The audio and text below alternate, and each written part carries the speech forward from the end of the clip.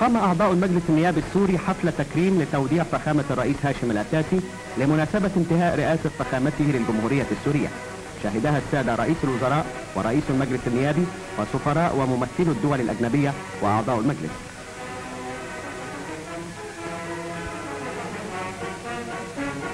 وتكلم السيد ناظم القدسي رئيس المجلس النيابي فأشاد بمجهود فخامته وما أداه من خدمات جليلة لبلاده. ثم رد سيادة الرئيس العتاتي شاكرا لتلك الحفاوة متمنيا لسوريا التوفيق والنجاح في عهد رئيسها الجديد فخامة السيد شكري القواتلي.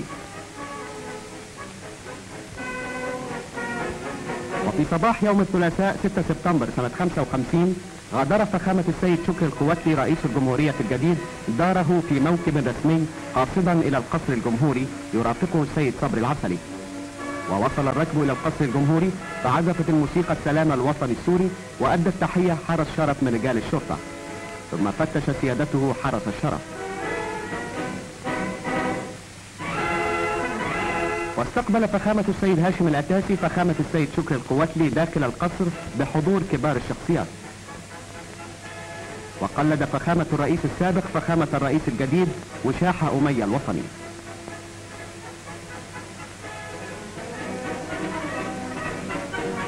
ووصل موكب الرئيسين إلى دار المجلس النيابي فعزفت الموسيقى السلام الوطني السوري وأدى التحية حرس شرف من رجال الشرطة.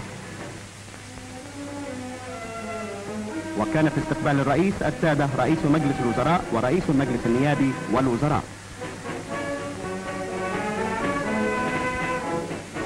ووصل الرئيسان إلى قاعة مجلس النواب فاستقبلهما الأعضاء والمدعوون بالهتاف والتصفيق. وبعد أن تصدر الرئيسان المكان وقف فخامة الرئيس شكري القواتلي وأدى القسم الدستوري،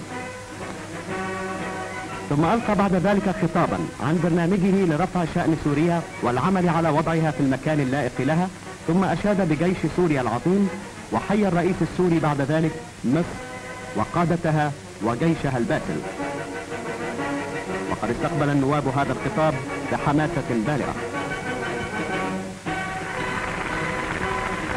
ثم انتقل الرئيسان إلى القاعة الصغرى للمجلس النيابي حيث وقع كلاهما الوثيقة الرسمية التي ينص عليها الدستور.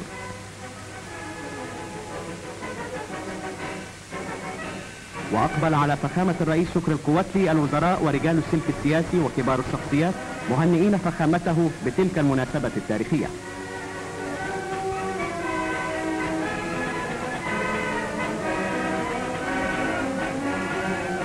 واستقبل فخامة الرئيس شكري القواتلي بعثة مصر الرسمية برئاسة السيد الدكتور نور الدين طراف لتهنئة فخامته بتولي رئاسة الجمهورية السورية. وقد صحب رئيس البعثة في هذه الزيارة الأميرالاي محمود رياض سفير مصر في لبنان. وقدم رئيس البعثة المصرية إلى فخامة الرئيس هدية سيادة الرئيس جمال عبد الناصر في هذه المناسبة الوطنية الكبيرة.